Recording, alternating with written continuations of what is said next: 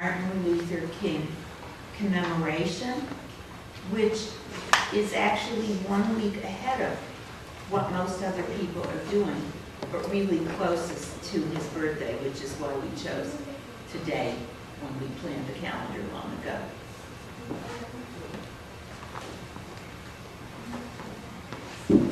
Excuse me a little.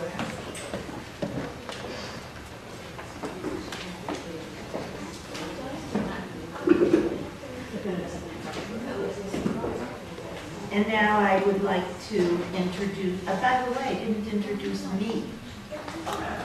I'm Linda Paul, board member, and I'm introducing Jim White, our leader.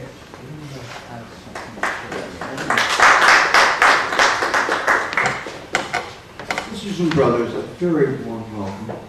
Our opening words today are written by our beloved leader emeritus, Matthew Spetter. Dr. Spetter died 2 weeks ago. Most of us know that. Surrounded by family, not suffering. Age 91. But oh, what he has left us. And in part, he has left us a legacy of devotion to the work of Dr. King.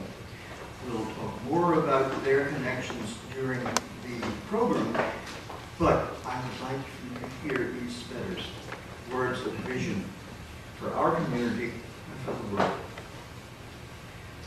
We are here on earth to build a sanctuary, to work for the recovery of the substance that is entrusted to us, to live so as to deny the night of emptiness is to preserve life as an act of social redemption.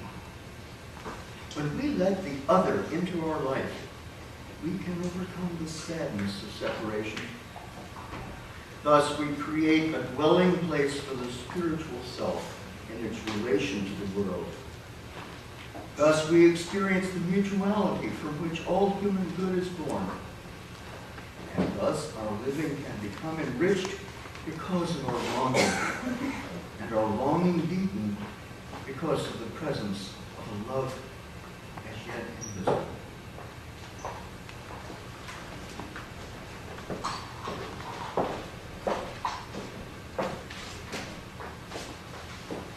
I ask the children to come forward, and I ask Gary to pass out the words to light one candle.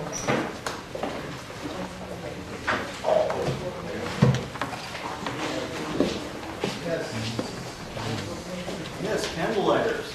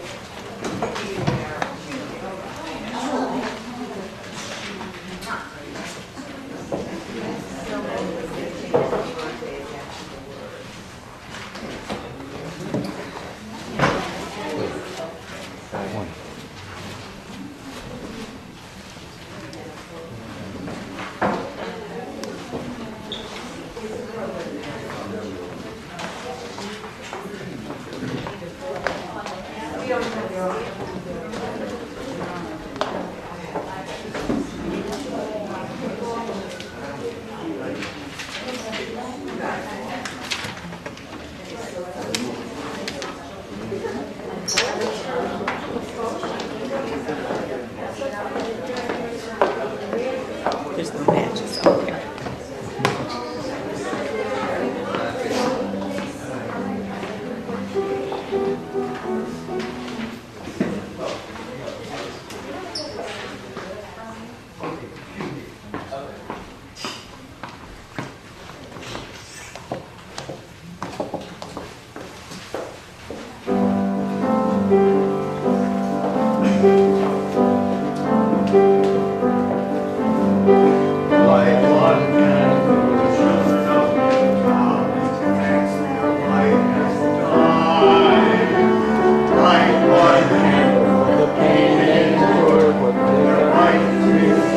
What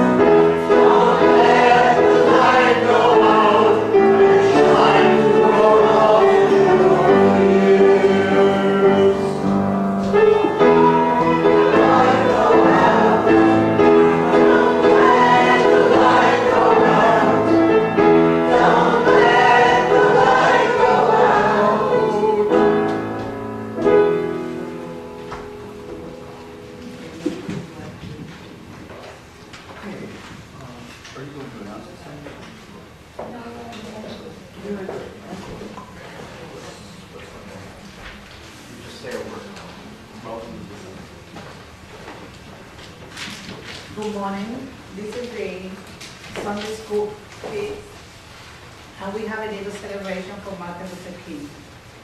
This is Kate. She's going to start now.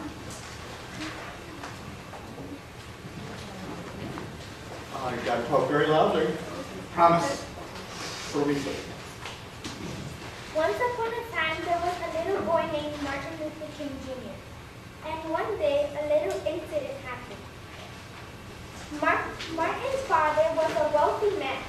So one day, Martin Luther King Jr. saw a pair of shoes he liked. Martin needed a new pair of shoes. His father decided to stop at a shoe store.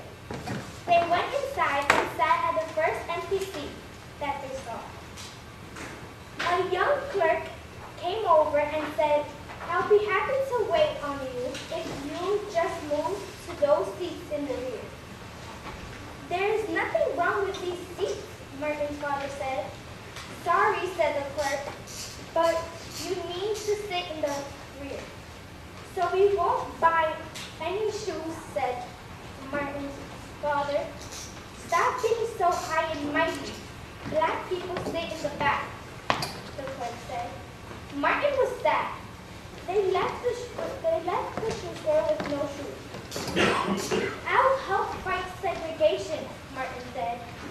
From that day on, Martin tried to keep the promise. And he did.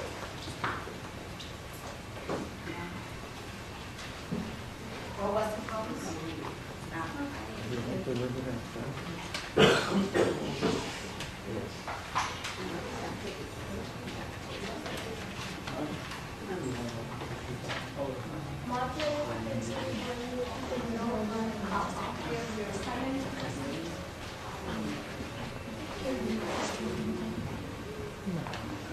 No, Mike, I'm focused.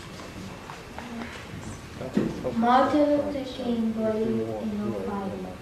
No fighting.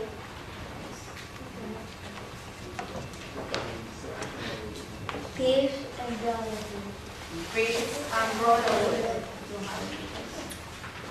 Everyone live together in peace. Everyone live together in peace. Everyone shall be treated with and with Respect. Respect. Okay.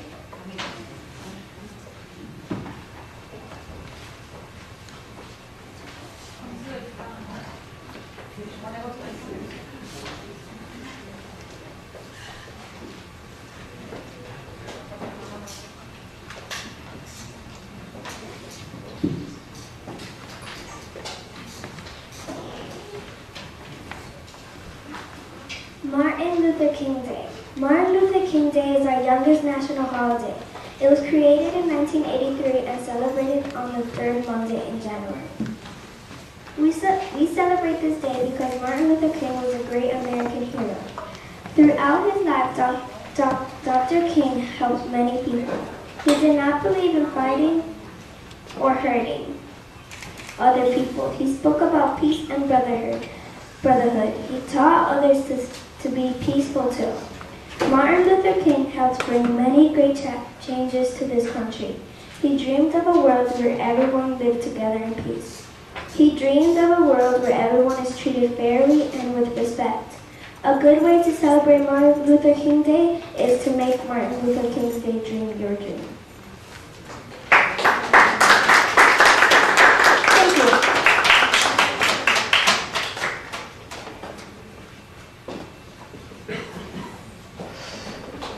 Thank you. Martin Luther.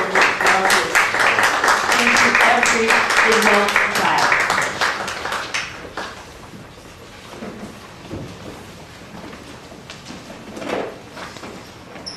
So in the mode of teaching and being a teacher, Jim is going to conduct a little lesson with us now.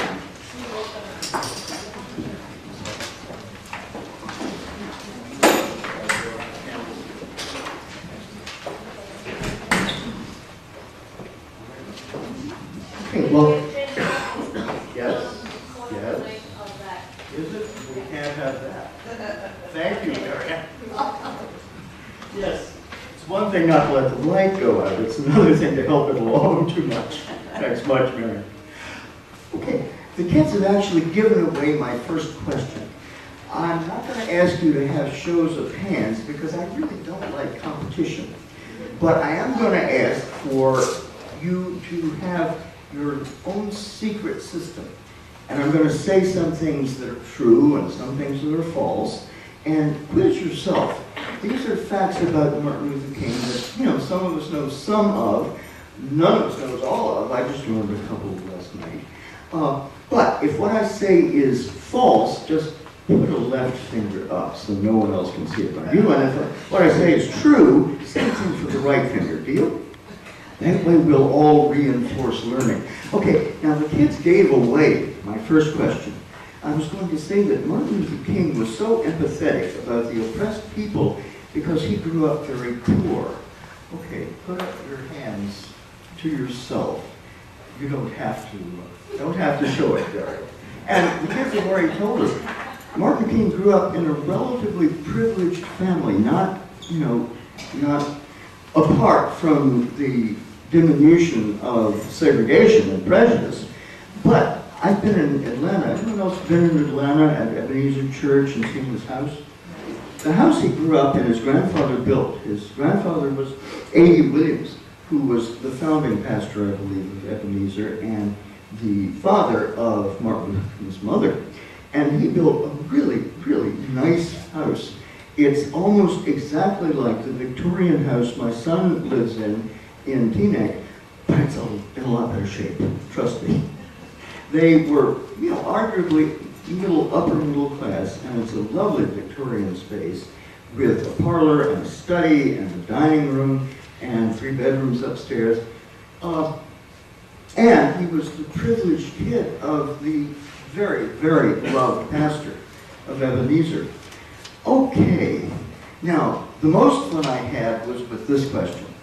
I'd like for you all to decide whether you think that Martin Luther King was always a saintly, beautifully behaved child. Okay, put up whether you think that's true or false, and I'll tell you some interesting facts about it. Got your vote in? Okay. All right, he and his brother hated piano lessons. because they had a piano teacher who came and used a ruler and cracked their knuckles whenever they made a wrong note.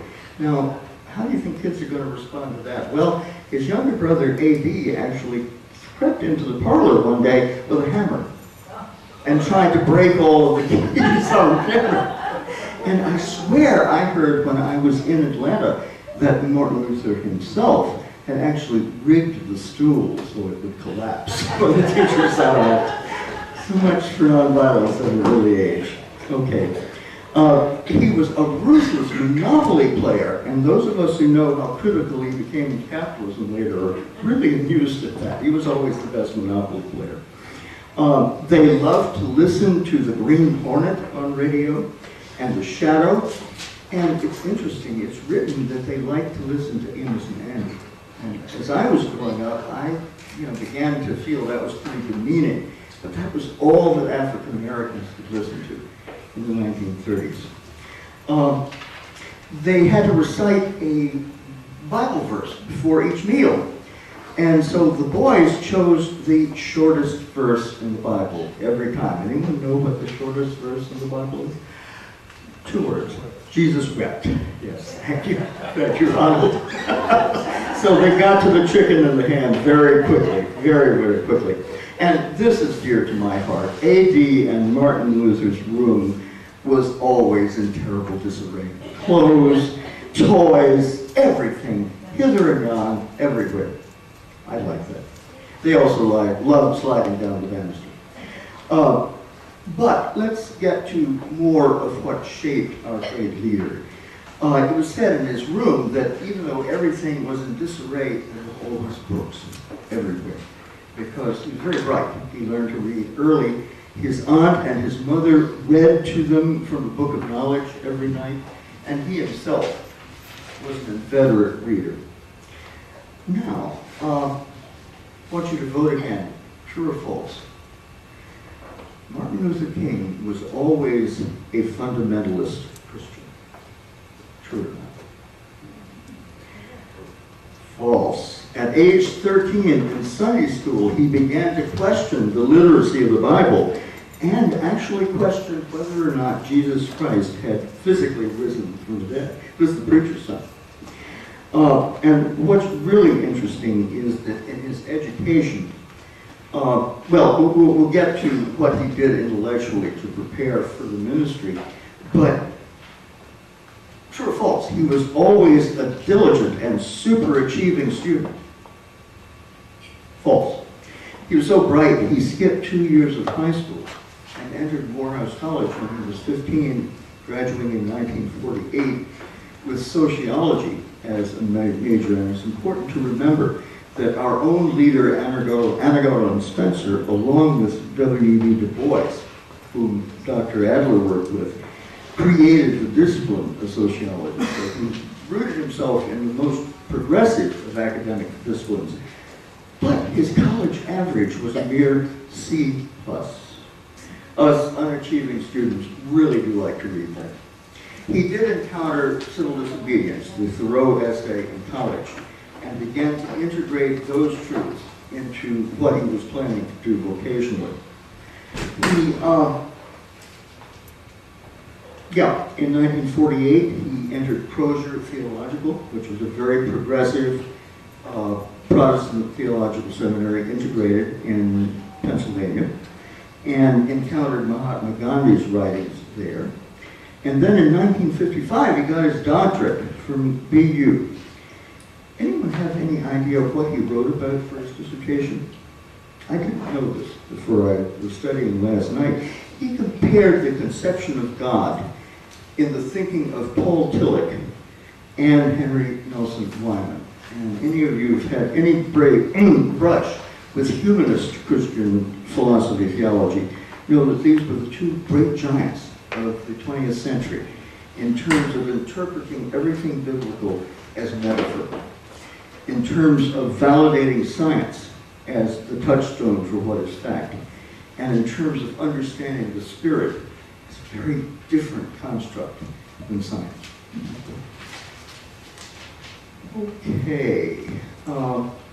Now, let's fast forward to the Montgomery bus boycott, which is when most of us my age became aware of Dr. King's work. True or false? This action was actually conceived of and planned and organized from the get-go by Dr. King and immediately demanded total segregation right at the start. True or false? Not true. Most of us know that Rosa Parks and Dr. King had been to the Highlander School of Organizing and Civil Rights Work. And Rosa Parks, what did she refuse to do? Sit in the back of the Well, actually, she refused to give up her seat to a white person. That was the first part of the demand that they decided would be safe, winnable, and incremental. Their first demand was that there be fixed lines for segregation, and that whites could no longer go further back and displace blacks who were sitting in seats that had been designated for African Americans. They obviously moved much further, and with an incredible action of civil disobedience, nonviolent struggle, they actually won virtually all of their demands, partly because of a federal lawsuit that was decided in their favor and then went on to the Supreme Court. Anyone know how many days in jail Dr. King, for his conviction in organizing this, was sentenced to? I learned this last night. 386 days in jail. He could have done a whole year. He had a damn good lawyer and only did 2 weeks. Okay, next, true and false. Dr. King was always, from the beginning, committed to a consistent pacifist nonviolent strategy. False, actually. He, as I said, was aware of Gandhi and Thoreau's writings, but, and most of you know of Bayard Rustin's work, or have heard of it. Rustin was a Quaker and a pacifist, and from the beginning, one of Dr. King's chief advisors. But I learned last night it was not Rustin, actually, who convinced him to use a nonviolent stratagem all the way through. Ruskin, in fact, introduced Dr. King to Stanley Levison. Some of us may know that Stanley Levison, before he worked with Dr. King, had been very active with the Communist Party and was actually used as the excuse for both the Kennedy and Johnson's administrations, just totally indefensible surveillance of Dr. King. That began when Levinson visited him in Montgomery and began to talk to him about how nonviolence would be an essential strategy. Levinson was a lawyer, a businessman also, and was one of his chief fundraisers and chief advisors throughout his work. Okay, last 2 questions. I think they're 2. The I Have a Dream demonstration and speech, August 28th, 1963. Those of us with hair as interestingly gray as mine, think for a minute where we were that day, whether or not we were aware of that incredible moment. I'll never forget it myself. I have a dear friend, Barbara Jackson, who was there herself and is still active in our coalition in Harlem. An amazing moment. True or false, this demonstration was about freedom, but not about economic rights. Very false. In fact, the entire march was entitled Jobs and Freedom, amassing more than 300,000 people, 80% of them African American, but 20% of them the rest of that. So Dr. King's focus on economic rights was there from the beginning nationally. Anyone know off the bat, certain dates are important in history. What incredible speech Dr. King gave April 4th, 1967. He spoke at Riverside Church, and it was to a gathering of concerned clergy and laity who had been organizing against the war. I actually was allowed to meet with him as a pre-seminarian. And his title was Beyond Vietnam, a time to break the silence. He said, a time has come when silence is betrayed, and that time is Vietnam. He said that the Nobel Prize to him was a commission to work much more broadly than ever for the complete brotherhood and sisterhood of humankind. How, finally, did the 1968 Poor People's Campaign compare to our 2011 and 12 Occupy movement? More than I realized, really. There's a lot of stuff on the internet about this. And it's important to know that most of Dr. King's wealthy and powerful supporters dumped him cold after the Riverside Church speech. He had committed the unpardonable error of expanding his scope beyond racial justice to effective world peace. He pointed out that over 35 million people then were below the poverty line. He organized a tent city in Washington of 3,000 people on the Mall. It was indeed the first Occupy Washington. Actually, the Bonus Army in, 1930 was the first Occupy Washington. Economic justice for all poor people, irrespective of race, ethnic background. He called for us to be nonviolent but militant, dramatic, dislocative. Isn't that a great word? Let's be dislocative and disruptive. Lyndon Johnson prepared for a violent takeover of the government. Really believed that might have been a possibility, but Dr. King would have never let that. The FBI sent workers into the movement to spy, to rat, and also through COINTELPRO to do its best to disrupt.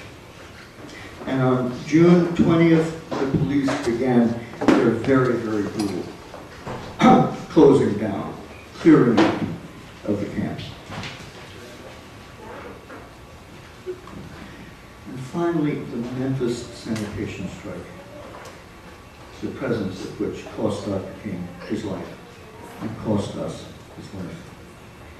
Now, true or false, the Memphis strike was a well-organized, thoroughly supported union effort from the start that had no provocation. That's obviously a rhetorical question. The movement for a strike actually began February 1st of '68, when 2 black sanitation workers were crushed to death when a compactor accidentally triggered. They had no health benefits, no time off. Their families were left destitute. The week after that, I think 1,200 black employees were sent home with layoffs when whites were kept on the job. Clearly, there was ample reason to move to organize sanitation workers. And the final question is, Dr. King, true or false, was eager to leave this? Not at all. He was asked to come. He knew he had a responsibility to come, but he was really thoroughly working and on the Poor People's Campaign. On April 4th, a judge agreed to lift the TRO, the temporary restraining order, for the march to go forward April 8th. And very sadly, we know what happened on that day. I leave you with these facts because they're not mostly the facts that we hear in solemn Martin Luther King observances. I think we at Ethical expect better of ourselves, deeper knowledge, much more rich understanding of the fabric that was the movement that Dr. King spawned. He stood on the shoulders of giants, of course, but he moved it forward more than any other person. And as you see with our picture, we have a very special place for him here at Louisville Yonkers Ethical, and we'll continue to explore that now.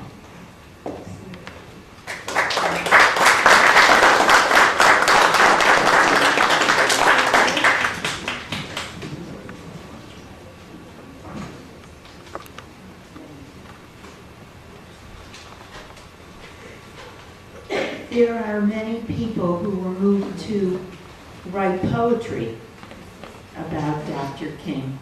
Some of them we haven't heard of, but they've written some pretty moving poems and continue to do so.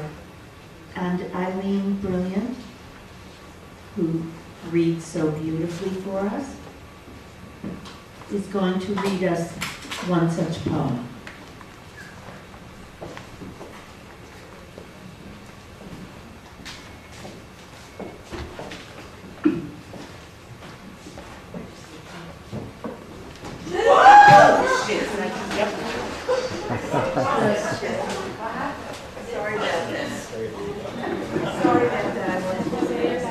It really was.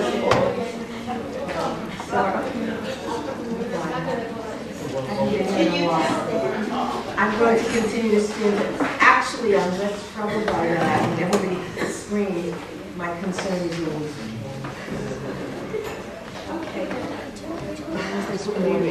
This is called Standing Tall by Jamie McKenzie. And he wrote this in honor of Martin Luther King. Some kings rule their kingdoms sitting down, surrounded by luxury, soft cushions, and fans. But this king stood strong, stood proud, stood tall.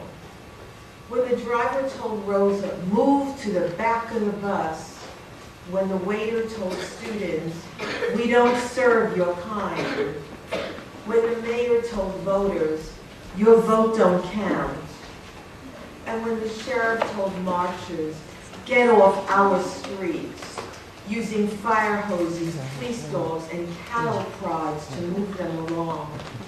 This king stood strong, stood proud, stood tall, speaking of peace, of love, and children, hand in hand, free at last, free at last. When some yelled for violence, for angry revenge, an eye for an eye, and a tooth for a tooth, he stood his ground preaching peace. And when some split out hate, he stood there smiling, spreading love until it rolled like the sea across the land, sweeping away Jim Crow, breaking down the walls, ringing the bell joyfully for freedom. Until, standing at the mountaintop, they shot him coldly, hoping to see him fall, hoping to put him away, to bring him low. But this king, even in death, even today, stands strong, stands proud, stands tall, and we remember, and we remember.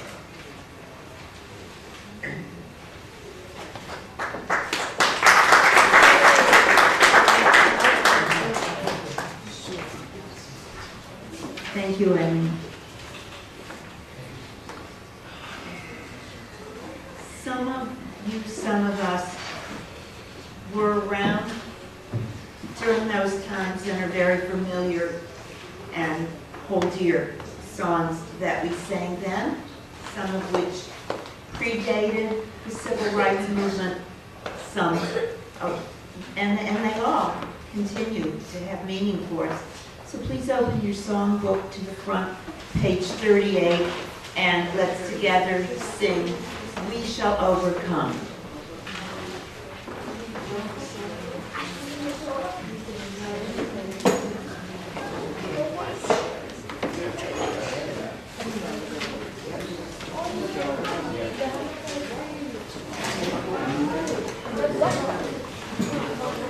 Anybody who wants to come to the front and join the ethical chorus, now's the time.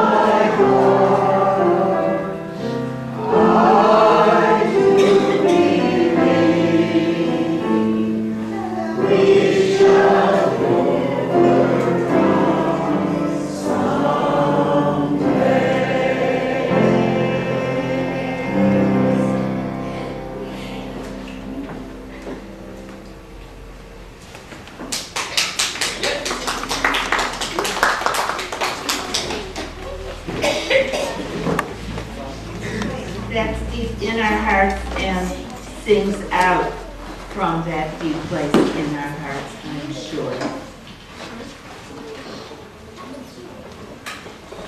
Jim is going to talk about some very, very serious issues now.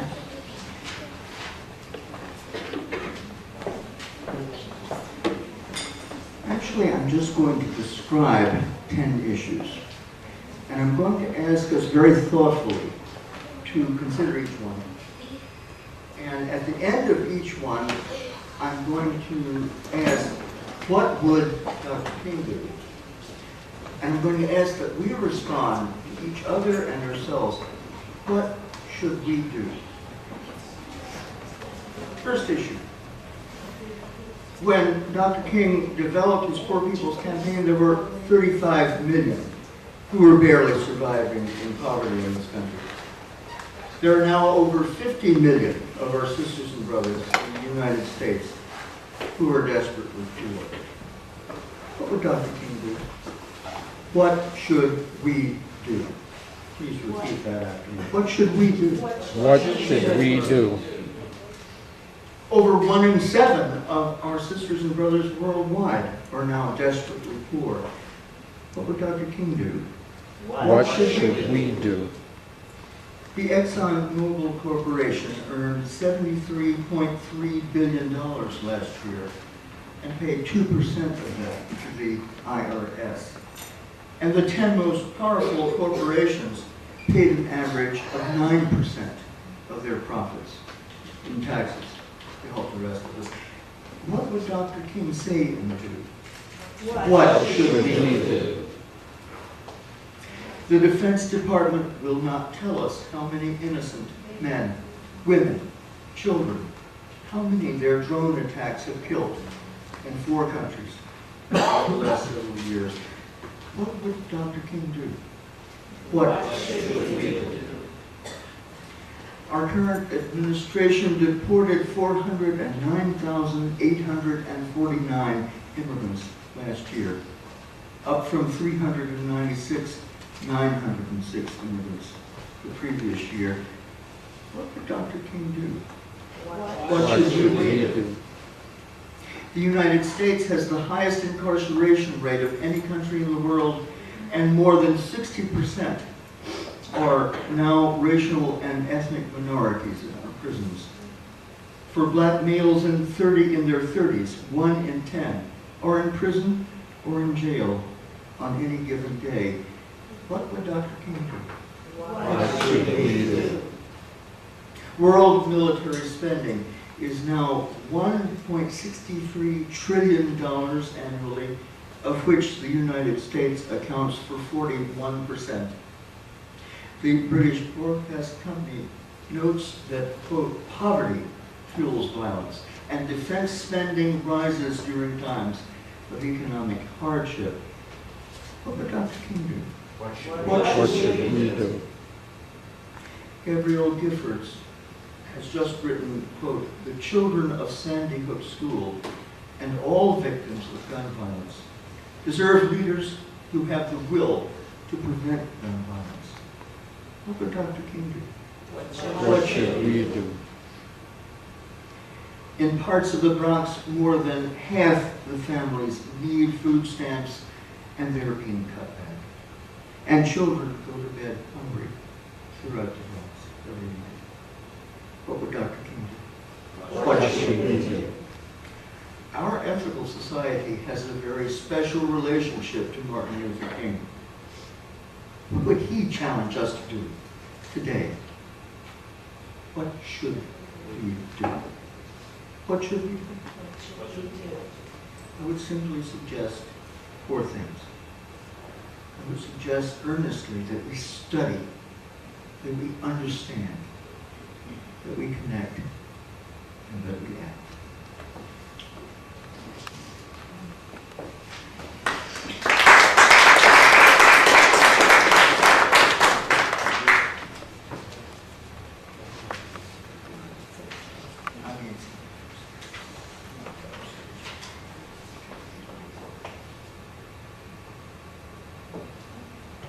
We also have a poet known to all of us who wrote A Dream Deferred.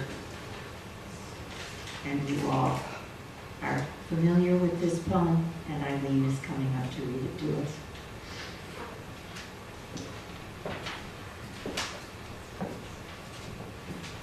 It's A Dream Deferred by Langston Hughes. Actually, I think it's a very important excerpt from it. And you'll also recognize a line in it, a phrase that became a very well-known play. A Dream Deferred by Langston Hughes. What happens to a dream deferred? Does it dry up like a raisin in the sun, or fester like a sore and then run? Does it stink like rotten meat, or crust and sugar over like a syrupy sweet? Maybe it just sags like a heavy load, or does it explode?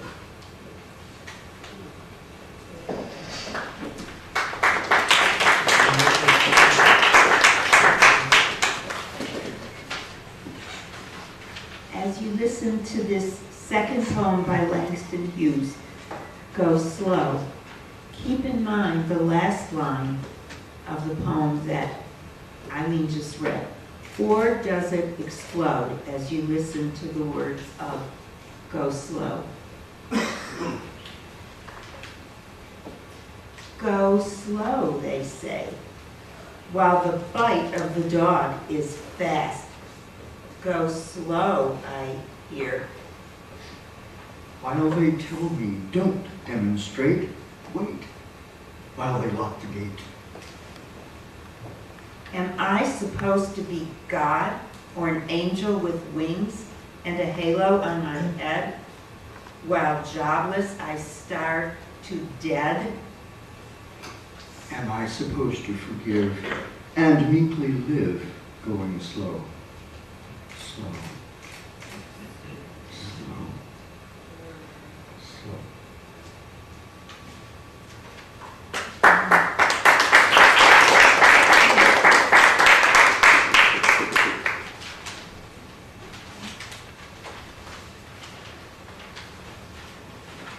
There seem to be some calls for action implied in what we've just heard. And we have a petition here that I think everybody will want to sign. It is,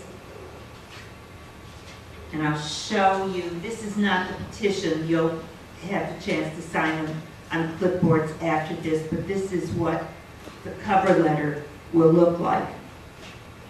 It's entitled Dr. Martin Luther King's June, well, I have to have this retyped.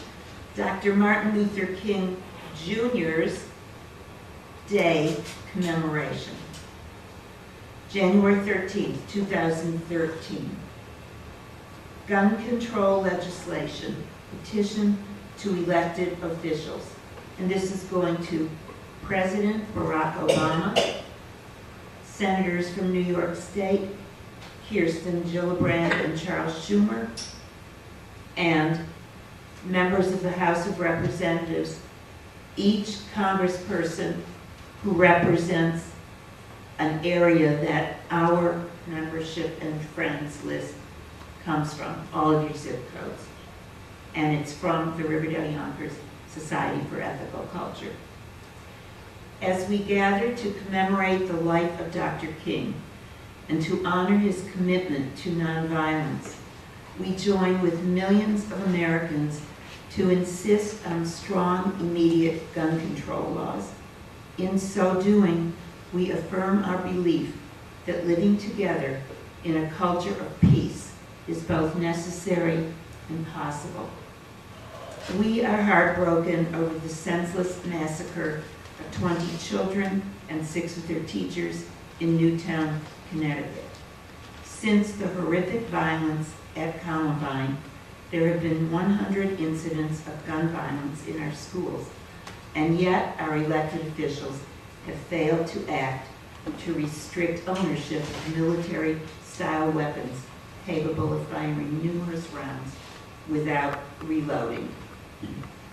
Armed guards and armed teachers will not prevent violence, but will increase the risk of injury. We implore elected representatives promptly to enact legislation. Number 1, banning the sale and ownership of assault weapons by individuals. 2, banning the sale and possession of large ammunition magazines by individuals. 3, requiring stringent background checks for all sales of guns, including sales at gun shows and between private individuals. That will be the cover letter. Can I have 5 people come forward and hand out clipboards with petitions, and let's sign them now.